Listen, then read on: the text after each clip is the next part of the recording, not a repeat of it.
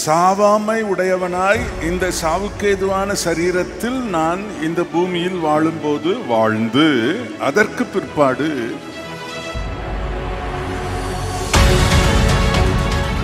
நான் நித்திய வாழ்வை அதன் மூலம் நான் பெற்றுக்கொள்வது என்பது முக்கியமானது.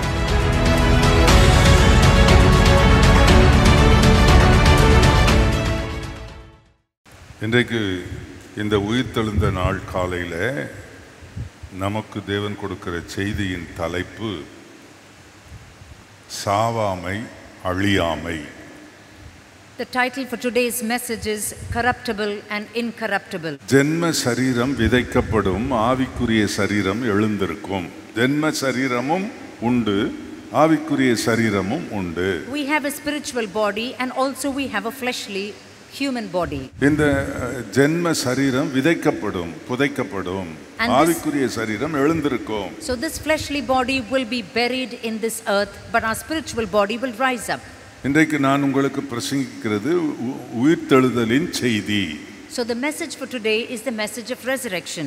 இயேசு கிறிஸ்து இந்த உலகத்தில் மாம்சத்தில் வாழ்ந்த நாட்களிலேயே சாவாமையையும் அழியாமையையும் தரித்தவராய் வாழ்ந்தார். When Jesus Christ lived on this earth, he lived as a man with eternity, without corruption. என் ஜீவனை கொடுக்கவும் எடுக்கவும் எனக்கு அதிகாரம் உண்டு என்று சொன்னார். And he says that I have power to lay down my life and to raise it up. மரணம் என்பது வாழ்க்கையின் ஒரு முடிவு அல்ல. So death is not the end and termination of life. என்னுடைய வாழ்க்கையின் முடிவு மரணம் என்று வேதம் ஒருபோதும் சொல்லவே இல்லை. At no point does the Bible say that death is a termination of life. மரணத்துக்கு பிற்பாடு இருக்கிற நித்திய ஜீவனை குறித்து வேதம் சொல்லுகிறது. The Bible talks about eternity and eternal life that happens after death. யோவான் 3:16 இப்படி சொல்லி இருக்கிறது, தேவன் தம்முடைய ஒரே பேரான குமாரனை விசுவாசிக்கிறவன் எவனோ அவன் கெட்டு போகாமல் நித்திய ஜீவனை அடையும்படிக்கு அவரை தந்தருளி இவ்வளவாய் உலகத்தில் அன்பு கூர்ந்தார் என்று இருக்கிறது. So John 3:16 says, for God so loved the world that he gave his only begotten son, that whosoever believes on him should not die but have eternal life.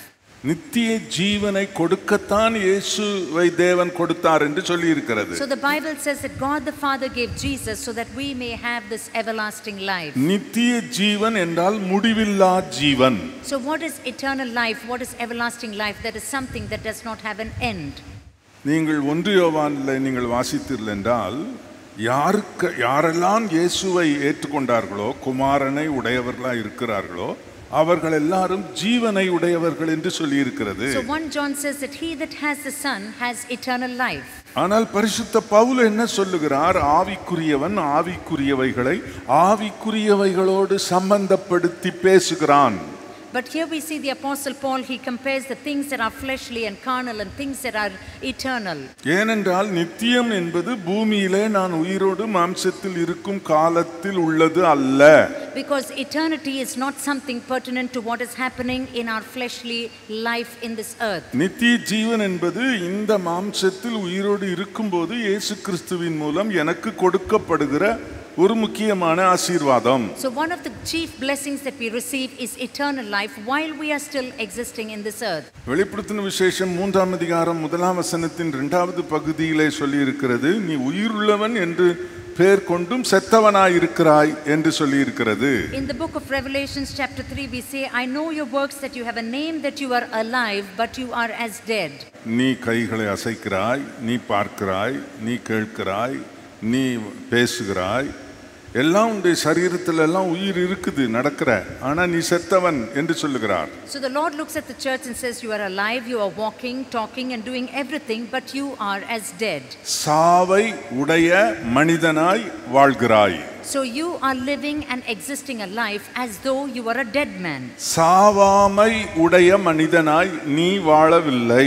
You are not existing and living a life as though you are a man who has been gifted eternal life. சாவாமை உடையவனாய் இந்த சாவுக்கேதுவான சரீரத்தில் நான் இந்த பூமியில் வாழும்போது வாழ்ந்து அதற்கு பிற்பாடு நான் நித்திய வாழ்வை அதன் மூலம் நான் பெற்றுக்கொள்வது என்பது முக்கியமானது. So it is very important that while we are living in this earth, we have to live in a manner as though we have this eternal life and then receive that eternal life after death.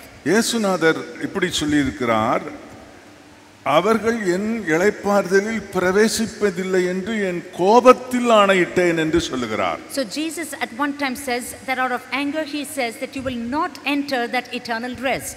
நித்திய ஜீவன் இல்லாதவர்கள் தேவனுடைய இளைப்பாறுதலில் பிரவேசிப்பதில்லை.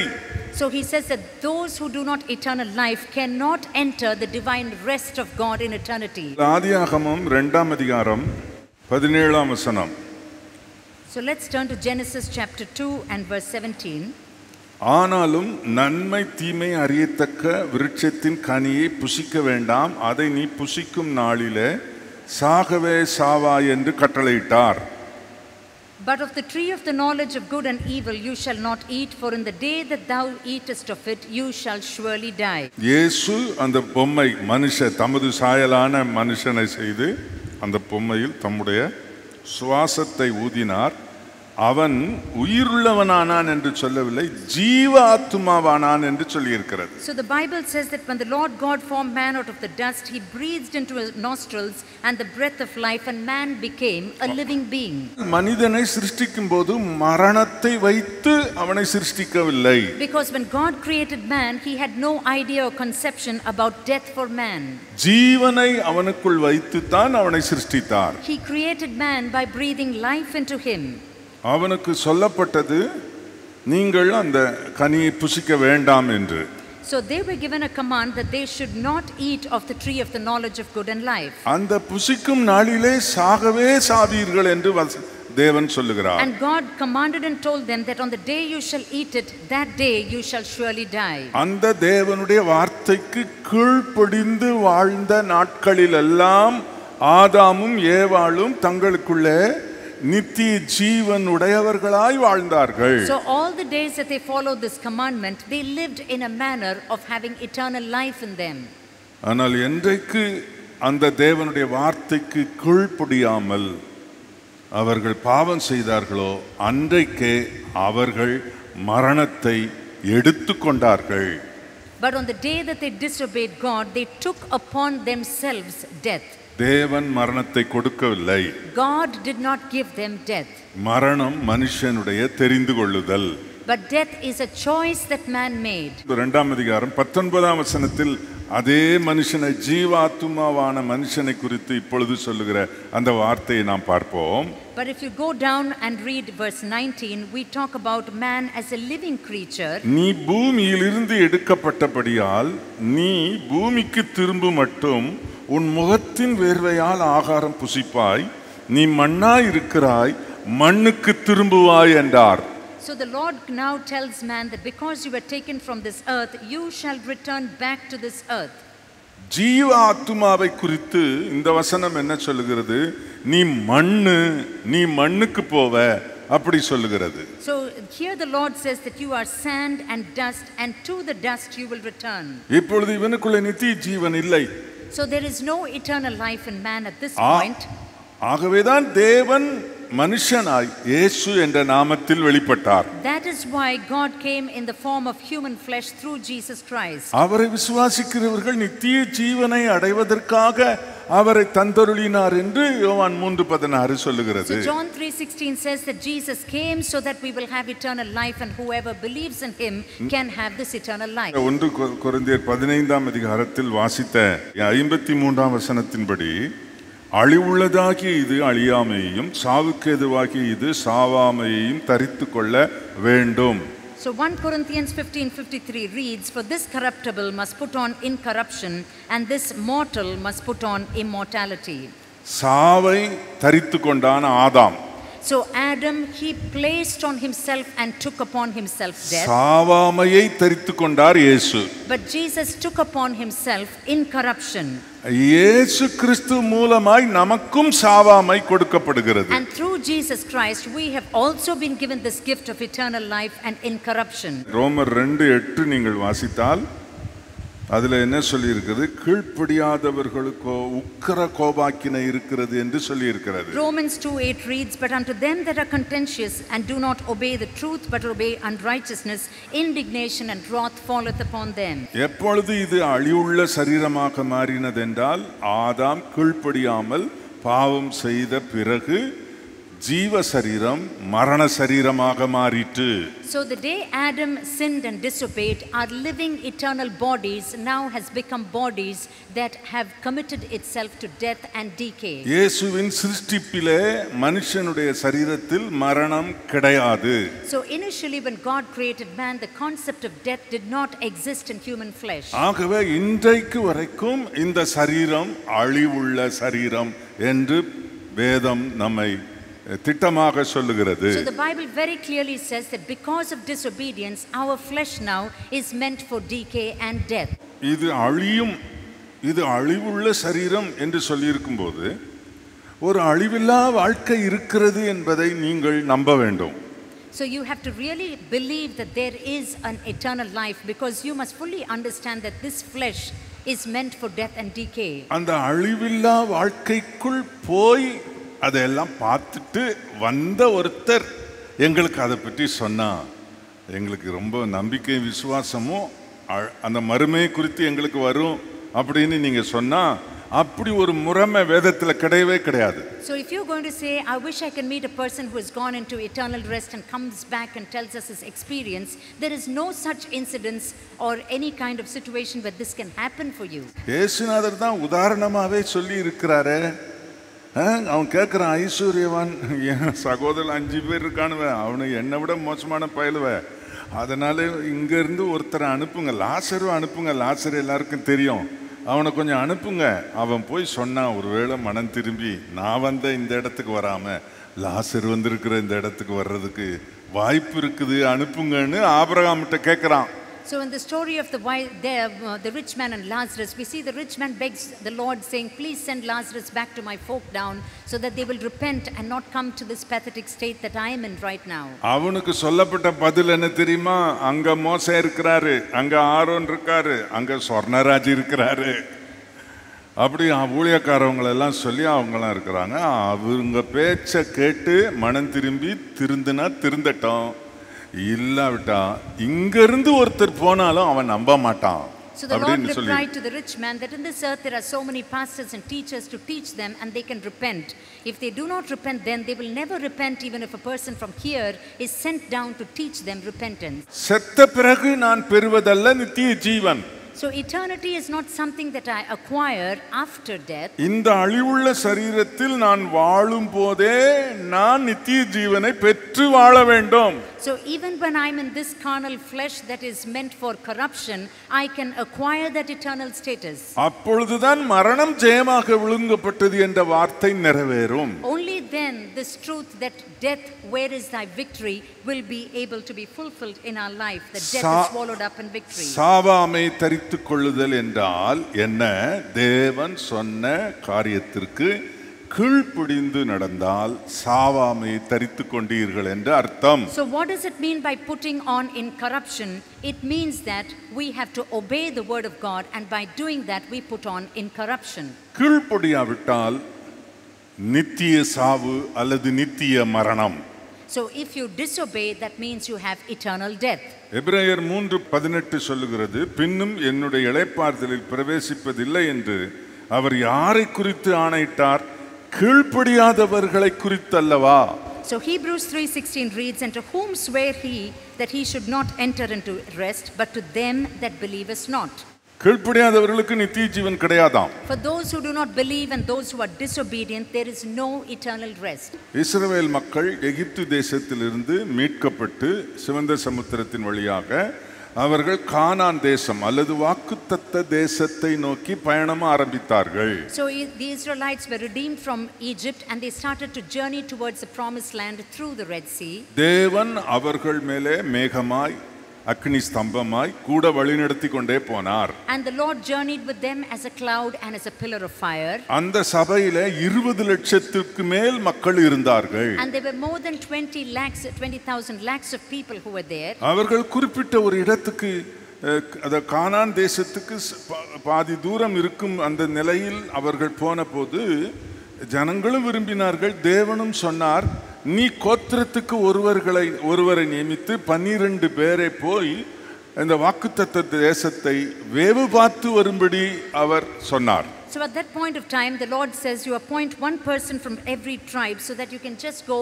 and examine and survey the promised land. 12 பேரை தெரிந்து கொண்டு அனுப்பினார். So the names of all these men have been recorded in Numbers 13 from 4 to 15 onwards, and you can read that there. இவங்க போயிட்டு வந்து இப்போ சபைக்கு முன்பாக தாங்கள் கண்டதை சாட்சி சொல்ல நிற்கிறார்கள். And now these 12 people who went to survey the land, they have come before the congregation to report what they went and saw.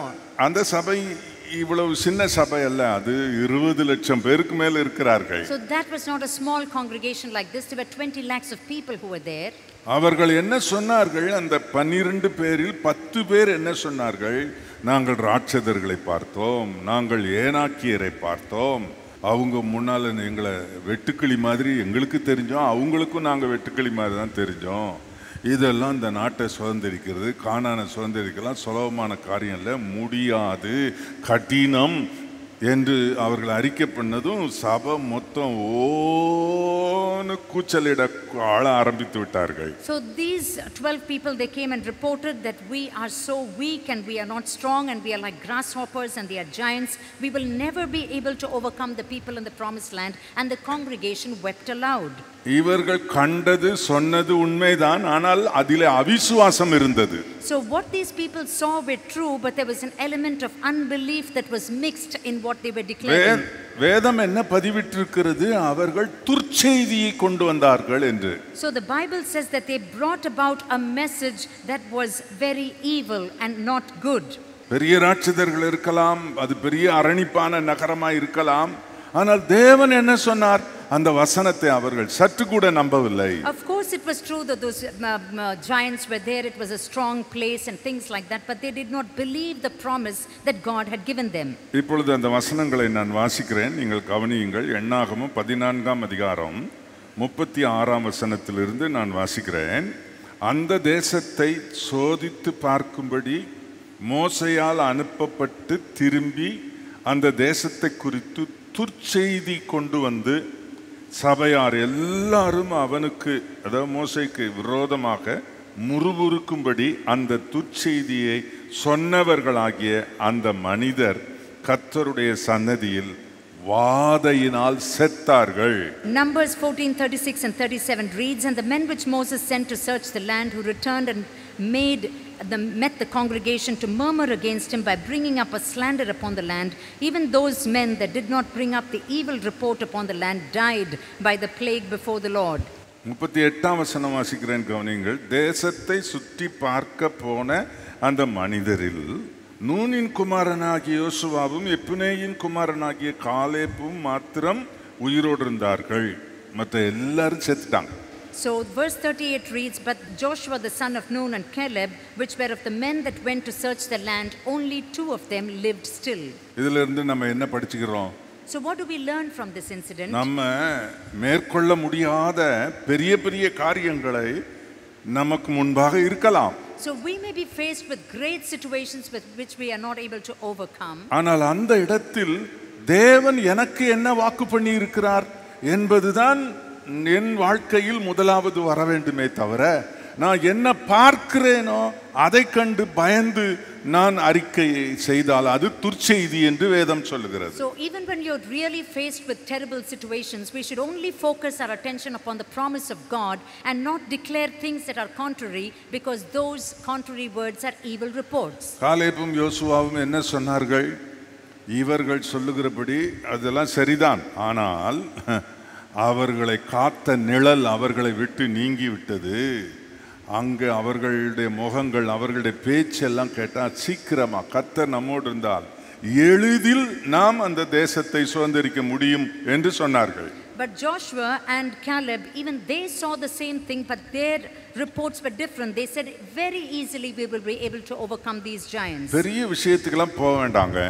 நம்ம வாழ்க்கையில சந்திக்கிற சில உபத்திரவங்களை, அந்த உபத்திரவங்களை பார்த்த உடனே நம்ம வாயிலிருந்து வர்ற அவிசுவாசமான அறிக்கைகள் இருக்குது பாருங்க, அதுவே நமக்கு நித்திய ஜீவன் இல்லை என்று வெளிப்படுத்தி விடுகிறது. So we do not have to look at great things, we just have to look at the words that come out of our mouth when we are faced with trials and tribulations. Our words of unbelief will make us lose eternal life. இயேசு கிறிஸ்துவின் உயிர்த்தெழுதலை விசுவாசிக்கிற நீங்கள் உங்களுடைய உயிர்த்தெழுதலையும் நீங்கள் விசுவாசிக்க வேண்டும். அதற்கென்று உங்களை தயார் பண்ணிக்கொள்ள வேண்டும். So you who believe in the resurrection of the Lord, you should believe in your resurrection and prepare yourself accordingly. நித்திய ஜீவனை தரித்துக்கொண்டு ஆபிரகாம், ஈசாக்கு, யாக்கோபு, இஸ்ரவேல் கோத்திர பிதாக்கள், பரிசுத்தவான்கள், அப்போஸ்தலர்கள், தீர்க்கதரிசிகள், கோடிக்கணக்கான பேர் அந்த நித்திய இளைப்பாறுதலில் இருக்கிறார்கள். So if you look at the historical records, Abraham, Isaac, Jacob and all the saints have acquired this eternal life and are at that eternal rest. ஆகவே சாவாமே தரித்துக்கொள்வது என்பது நம்முடைய அன்றாட வாழ்க்கையில் நாம் கைக்கொள்ளுகிற சத்தியத்தை பொறுத்ததே. So incorruption can happen in our life depending on how we appropriate the truth of God in our daily life. ரோமர் 2ஆம் அதிகாரம் 7ஆம் வசனம், சோர்ந்து போகாமல் நற்கிரியைகளை செய்து மகிமை கனத்தையும் அழியாமையும் தேடுகிறவர்களுக்கு நித்திய ஜீவனை அளிப்பார். Romans 2:7 reads, to them who by patience, continuance and well-doing seek for glory and honor and immortality, eternal life. 2 தீமோத்தேயு 1:10, நம்முடைய இரட்சகராகிய இயேசு கிறிஸ்து பிரசன்னமானதினாலே அவர் அந்த கிருபை இப்பொழுது வெளிப்படுத்தப்பட்டது. அவர் மரணத்தை பரிகரித்து ஜீவனையும் அழியாமையும் சுவிசேஷத்தினாலே வெளியரங்கமாக்கினார். 2 Timothy 1:10 reads, but it is now made manifest by the appearing of our Lord and Savior Jesus Christ, who hath abolished death and hath brought life and immortality to light through the gospel. சுவிசேஷம் எனக்கு அழியாமையை கொடுக்கிறது. Gospel brings about life and immortality. Lot, Abraham இவங்க சம்பவத்தை உங்களுக்கு சொல்லுகிறேன், உங்களுக்கு எளிதாக புரியும். So I would like to put forth the incident of Lot and Abraham for you to understand the concept. ஆபிரகாமுக்கும் லோத்துக்கும் என்ன பிரச்சனை? What was the problem between Abraham and Lot? Abraham யார்? தேவனுடைய சிநேகிதன். Who is Abraham? He is a friend of God. தேவனோடு நீண்ட ஆண்டு காலம் உறவு கொண்டவன். He is a man who fellowshiped with God for many years. தேவனுடைய வார்த்தையை அவன் பெறுகிறவன். And he is a man who received the word of God directly from God. அவன் விசுவாச தகப்பன். And he is the father of faith. தேவன் அவனோடு கூட இருக்கிறார். And the Lord is with Abraham. அவனோடு லோத்து இருக்கிறான். And Lot is along with Abraham. லோத்து ஆபிரகாமோடு இருந்தாலும் லோத்துக்கு எப்பொழுதுமே அவனுக்கு மாம்சமான எண்ணம் தான் இருந்தது. Although Lot was with Abraham, his mind was totally carnal. ஆபிரகாமுடைய மேய்ப்பர்கள் புல்வளம் நிறைந்த இடத்தில் மேய்க்கிறார்கள். அங்கே போய் இவன் மேய்ப்பர்களுக்குள்ளே சண்டை உண்டாவது. So there is an incident where we find that the shepherds of Abraham and Lot started to fight with one another. உன்னதமான நித்திய ஜீவனை சுதந்திரித்திருக்கிற தேவனோடு தொடர்பு கொண்ட ஆபிரகாமோடு லோத்து இருக்க இவனுக்கும் ஆபிரகாமுக்குள் இருக்கிற நித்திய ஜீவனும் தேவனுடைய உறவும் ஆசீர்வாதமும் வருவதற்கு வாய்ப்பு இருக்கிறது. So we see that Lot had an opportunity to acquire the same eternal life and fellowship that Abraham had by living in unison with Abraham. ஆனால் லோத்துக்கு புல்லுள்ள இடம் எது, செழிப்பான இடம் எது, எப்படி வளமாய் வாழலாம், இதே எண்ணம் தான் அவனுக்கு இருந்தது. But Lot's mind was so carnal, he was only looking at the green pastures and where there is a fertile land and how he can acquire this fertile land. சபைக்கு வரும்போது இப்படி ஒரு அனுபவம் உள்ள போதகரை கர்த்தர் கொடுத்திருக்கிறாரு. அவர் சொல்ற வசனம் என்ன, அவர் நடத்துகிற ஜெபம் என்ன, அவரோடு கூட இந்த உபதேசத்தில் இருந்தால் நாம் என்னெல்லாம் ஆசீர்வாதங்களை அனுபவிக்கலாம் என்கிற இந்த நித்திய ஜீவனுக்கு ஏதுவான சிந்தை இல்லாமல் மாம்சத்துக்கு ஏதுவான சிந்தையில் என்ன கிடைச்சது, என்ன தந்தாரு இப்படின்னு இருந்தா லோத்து போன மாதிரி போக வேண்டியதான். So when you come to church, if you're like Lot and carnal minded and thinking of what blessings you can acquire and not think about eternity, you will also have to perish like Lot. யோர்தான் சமபூமி செழிப்பா இருக்கிறது, புல்வளம் நிறைந்து இருக்கிறது, அங்க போன வசதியா இருக்கலாம், செல்வாக்கா இருக்கலாம் என்று நினைச்சு போனா அவன். So he went towards the pastures of Jordan because he thought he can lead a wealthy life. It is such a fertile place and he will become a great man. ஆபிரகாமோடு இருக்கும்போது அவனுக்கு கிடைத்த தேவ ஆசீர்வாதத்தின் உன்னதத்தை உணராமல் அவன் இருந்தான். எத்தனை பேர் அப்படி இருக்கிறீர்கள்? So Lot was a person who did not understand the glory and honor of being with Abraham, and many of us are like Lot. என்ன நடந்தது லோத்தினுடைய வாழ்க்கையில? So what happened? What was the downfall of Lot? ஆபிரகாமை விட்டு பிரியலாமா? Can you leave and deny Abraham and walk away? ஆபிரகாமுடைய தேவனை விட்டு பிரியலாமா?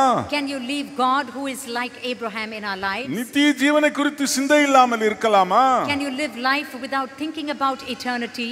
உயிர்த்தெழுதலின் சத்தியம் தெரியாமல் என்ன உயிர்த்தெழுந்த பண்டிகை கொண்டாடுகிறாய்? So what kind of a celebration of resurrection are you doing if you do not understand the truth of resurrection? உயிர்த்தெழுதலில் சற்று கூட சம்பந்தம் உனக்கு இல்லை.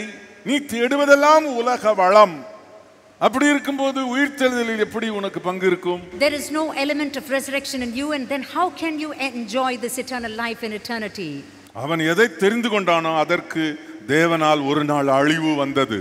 So he chose, and he as a result of which he had to be faced with death. ஆபிரகாமின் ஜெபத்தை கேட்டு அங்கே தூதர்கள் போய் லோத்தையும் அவன் மனைவியையும் கையை பிடிச்சி பிள்ளைகளை கை பிடிச்சி தரன்னு இழுத்து சோதோமுக்கு வெளியே கொண்டு வந்து விட்டு ஜீவன் தப்பா ஓடிப்போ, அந்த எதிரே இருக்கிற மலைக்கு ஓடிப்போ, பின்னிட்டு பாராதே என்று சொன்னான் தூதன்.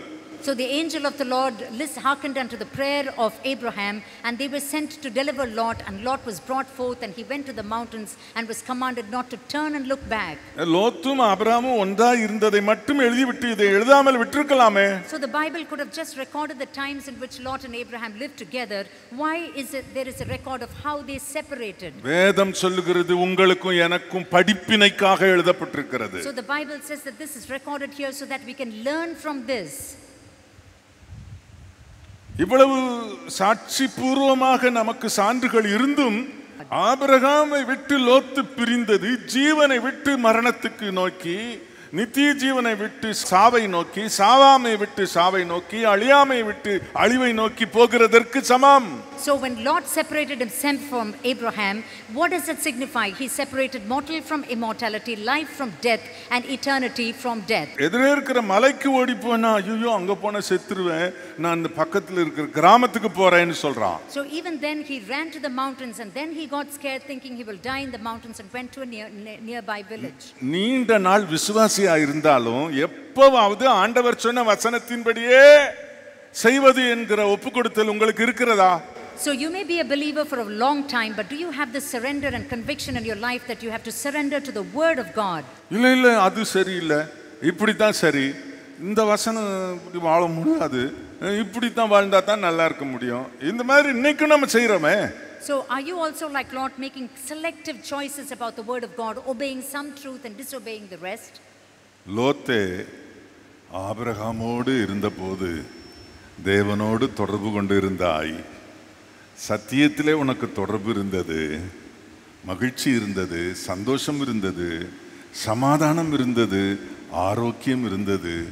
இப்போ எல்லாம் இழந்து ஜீவனை காக்க முடியாமல் பிரிந்து ஓட வேண்டிய நிலைமை வந்து விட்டதே லோத்தே. So Lot's situation was so pathetic. As long as he was with Abraham, he communed with the truth, communed with God, with health, joy, peace and blessing. All of that was his portion. நித்திய ஜீவனை பற்றிக்கொள்ள கர்த்தர் உங்களை அழைத்திருக்கிறார். So the Lord has called you so that you can cling on and hold on to that eternal life and truth. நித்திய ஜீவனுக்குள் உங்களை நடத்துகிறவர்களோடு சேர்ந்திருக்க கர்த்தர் உங்களை அழைத்திருக்கிறார். The Lord has called you so that you can fellowship with people who lead you into this eternal life. ஆவியானவர் உங்களோடு பேசுகிறார். The Holy Spirit is speaking with you this morning. இந்த செய்தியை கவனித்துக் கொண்டிருக்கிற மக்களே, உங்களோடு ஆவியானவர் பேசுகிறார். So those who are listening to the sermon, the Holy Spirit is intervening in your life. மரித்த பிற்பாடு வருவதல்ல அழியாமை, சாவாமை, நித்திய ஜீவன் நீ சரீரத்தில் இருக்கும் போதே அதை பெற்றுக்கொள்ள வேண்டும் என்று சத்தியம் சொல்லுகிறது. The Bible says that you do not acquire this eternal life after death, but you receive this immortality and eternal life while you are existing in this earthly carnal flesh. இயேசு கிறிஸ்து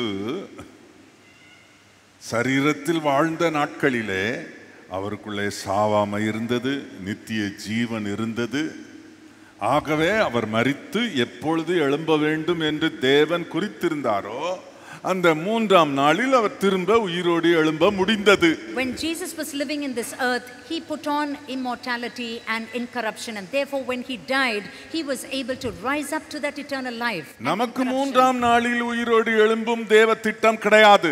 கர்த்தர் தாமே ஆரவாரத்தோடும் பிரதான தூதனுடைய சத்தத்தோடும் தேவ எக்காலத்தோடும் வானத்தில் இருந்து இறங்கி வருவார். அப்பொழுது கிறிஸ்துவுக்குள் மரித்தவர்கள் முதலாவது எழுந்திருப்பார்கள். பின்பு உயிரோடு இருக்கும் நாம் மேகங்கள் மேல் எடுத்துக்கொள்ளப்பட்டு அவர்களோடு என்றென்றும் அவர்களோடு கூட இருப்போம் என்று சொல்லி இருக்கிற வசனத்தின்படி நடக்கும். So what will happen in our life is when the Lord returns with the sounds of the archangels and the trumpets, the dead in Christ will rise first, and then we which are alive will rise up and go to be with the Lord in the air.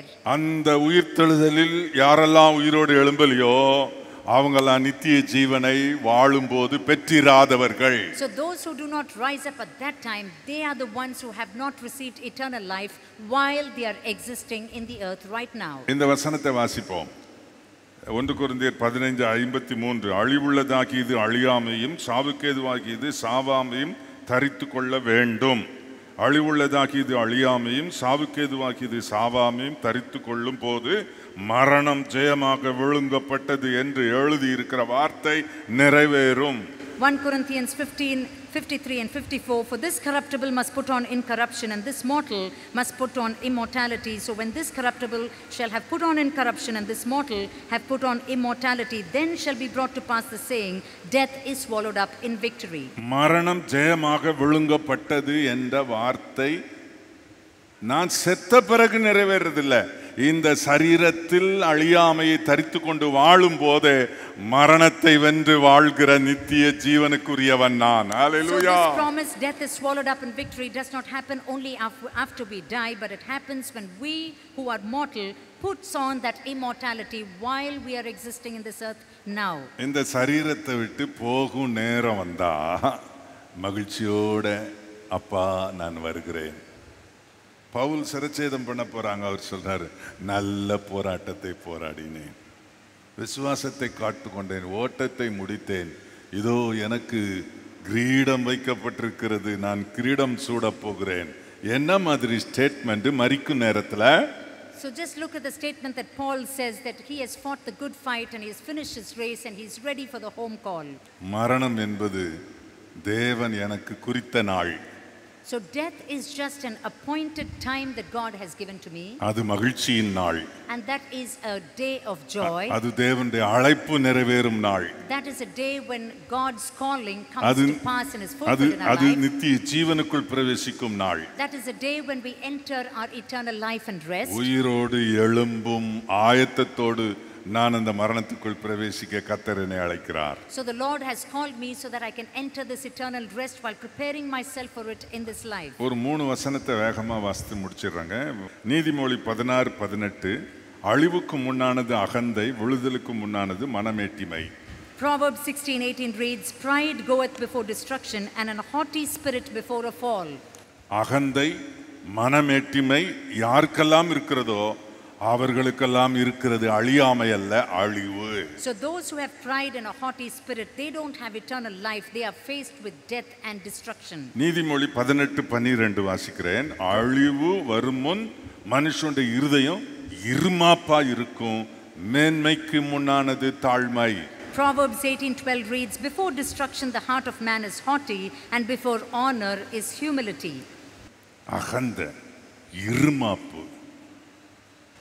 So the Bible says that when the heart of a man is haughty and when it is very rigid and hard, இதெல்லாம் இருந்தா அழிவு சாவு தான் இருக்குமே தவிர அழியாமை சாகாமை இருக்காது. So those who are haughty and proud will be faced with destruction, they will not have eternal life. தாழ்மை இருந்தால் உனக்குள்ளே ஜீவன் இருக்கிறது, அழியாமை இருக்கிறது என்று அர்த்தம். So if you have humility in your life, that means there is eternal life within you. 107 சங்கீதம் 20 வசனம், அவர் தமது வசனத்தை அனுப்பி அவர்களை குணமாக்கி அவர்களை அழிவுக்கு தப்புவிக்கிறார். Psalm 107:20 reads, he sent his word and healed them and delivered them from their destructions. இப்போ தேவன் உங்களுக்கு வசனத்தை அனுப்பி இருக்கா பார்த்தீங்களா, வசனம் கொடுக்கறாரு பாருங்க, அது ஜீவன். அந்த வசனத்தை ஏற்றுக்கொள்றவங்க எல்லாம் அவங்களுக்குள்ள ஜீவன் அழியாமை வருகிறது. வசனத்தை ரிஜெக்ட் பண்றவங்க எல்லாம் அழியாமை உள்ளவர்கள், அழிவுள்ளவர்கள். So God's word is life, and when you receive that life, you have eternal life. But if you reject the word of God, that means you are accepting destruction and death. 1 பேதுரு 1:23 அழிவுள்ள வித்தினாலே அல்ல என்றென்றைக்கும் நிற்கிறதும் ஜீவனுள்ளதுமான தேவ வசனமாகிய அழிவில்லாத வித்தினாலே மறுபடியும் ஜெனிப்பிக்கப்பட்டிருக்கிறீர்களே. 1 Peter 1:23 reads, being born again not of corruptible seed but of incorruptible by the word of God which liveth and abideth forever. இந்த வேத வசனத்தை நீங்கள் ஏற்றுக்கொண்டால் அழியாமை உங்களிடத்தில் இருக்கும். So if you accept the word of God, then you will not be faced with destruction. அப்படியானால் நான் சொன்ன பிரசங்கத்தை நீங்க கேட்டிருக்கிறீங்க. உங்க சரீரத்தில் சாவாமை அழியாமை என்கிற உயிர்த்தெழுதலின் வல்லமையோடு நீங்கள் வாழ கர்த்தர் உங்களை அழைக்கிறார். So the Lord has called you so that you can live this life with that spirit of resurrection within you, and you can experience that immortality and incorruption now. இந்த உலக நன்மைகள் கர்த்தர் பார்த்துக் கொள்வார், அவர் The Lord will தருவார். take care of all these earthly blessings that need to come into your life. இந்த உலக நன்மைகளை முன்வைத்து நான் நித்திய ஜீவனை இழந்து போக மாட்டேன். So by just looking at this eternal life, I mean these worldly blessings, we should not lose eternal life. லோத்தை போல உலக நன்மைக்காக ஆபிரகாமை விட்டு நான் பிரிய மாட்டேன். Like Lot, we should not look at the earthly blessings and reject Abraham. ஆண்டவர் உங்களுக்கு நித்திய ஜீவனை கொடுப்பாராக. May the Lord grant you this eternal life. இந்த வசனங்களை கேட்ட உங்களுக்குள்ளே அழியாமை வந்திருக்கிறது. And those of you who have received this word of God, I believe that you have received this incorruption. நீங்கள் உயிர்த்தெழுதலுக்கு ஆயத்தம் என்று அர்த்தம். It means that you are ready for resurrection. எப்பொழுது மரணம் வந்தாலும் பயம் இல்லை. And you need not fear whenever death knocks at your door. உனக்குள்ளே ஒரு கானம் தொனிக்கிறது. And you will be able to hear a voice within you. ஆமா, ஒரு சவுண்ட் உள்ள இருந்து வருது. என்னன்னு? மரணமே உன் கூரெங்கே, பாதாளமே உன் ஜெயம் எங்கே? And you will hear that voice saying, oh death, where is thy victory? Oh death, oh grave, where is thy மரணம் மரணம் ஜெயமாக விழுங்கப்பட்டது. Death is swallowed up in victory. நான் நித்திய ஜீவனுக்கு உரியவன். I am a person who has inherited eternal life. நிச்சயமாய் கர்த்தர் உங்களை ஆசீர்வதிப்பார். And certainly the Lord will bless you.